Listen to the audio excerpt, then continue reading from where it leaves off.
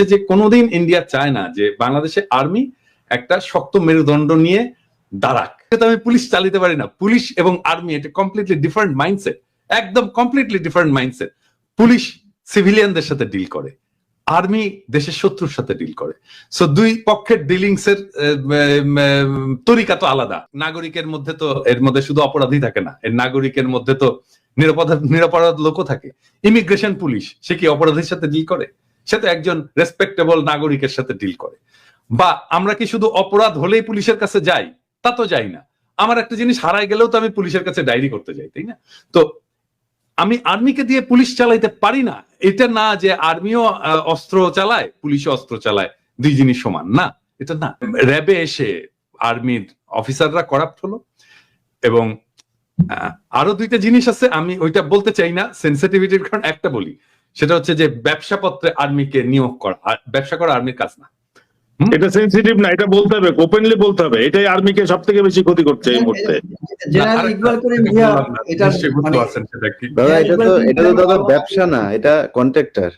হ্যাঁ হ্যাঁ, তো কিন্তু এত কিছুর পরেও মানে এত ভাবে, মানে আমি যে কথাটা প্রথম থেকে বলার চেষ্টা করি আর কি, সেটা হচ্ছে যে কোনোদিন ইন্ডিয়া চায় না যে বাংলাদেশে আর্মি একটা শক্ত মেরুদণ্ড নিয়ে দাঁড়াক, বাংলাদেশকে প্রোটেক্ট করার জন্য দাঁড়াক, এবং যতভাবে এটাকে নষ্ট করা যায় এটা, এগুলো প্রত্যেকটা ইন্ডিয়ান প্লয়, এবং এই প্রত্যেকটা ইন্ডিয়ান প্লয় দিয়ে আর্মিকে দুর্বল করা হয়েছে। এবং বিডিআর বিদ্রোহ বা বিডিআর কার্নেল, বিডিআর হত্যাকাণ্ড, যখন বলেন না কেন, এই সবকিছুর পেছনে একটাই কারণ, আর্মি যেন শক্ত মেরুদণ্ড নিয়ে একটা স্বাধীন দেশের উপযোগী সেনাবাহিনী হিসেবে দাঁড়াতে না পারে।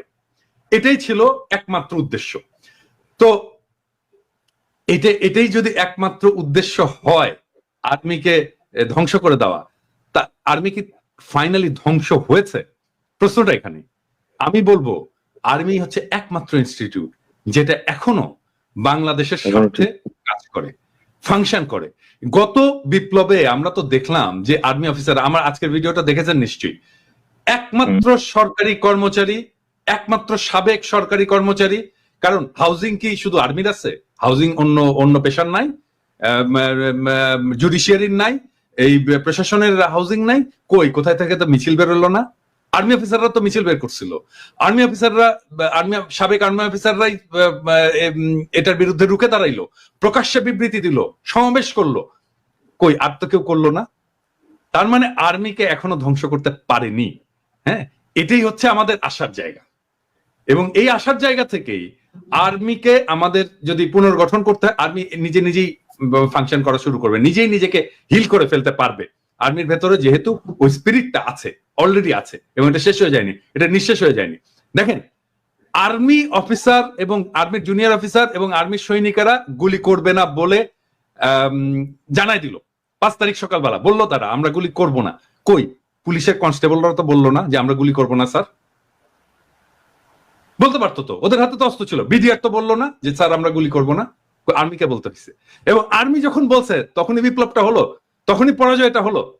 তার মানে আমরা যত যাই বলি না কেন, ওই একটা ইনস্টিটিউট এখনো টিকে আছে বাংলাদেশের স্বাধীনতা সার্বভৌমত্ব রক্ষা করার জন্য, এবং এইটাকে আমাদেরকে প্রোটেক্ট করে রাখতে হবে।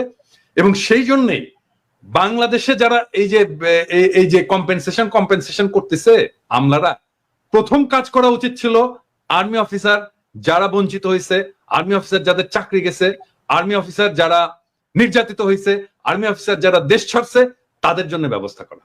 এবং এটাই আমাদের প্রথম এবং একমাত্র কাজ হওয়া উচিত যদি সরকারি কর্মচারী কারোর জন্য কিছু করতে হয়।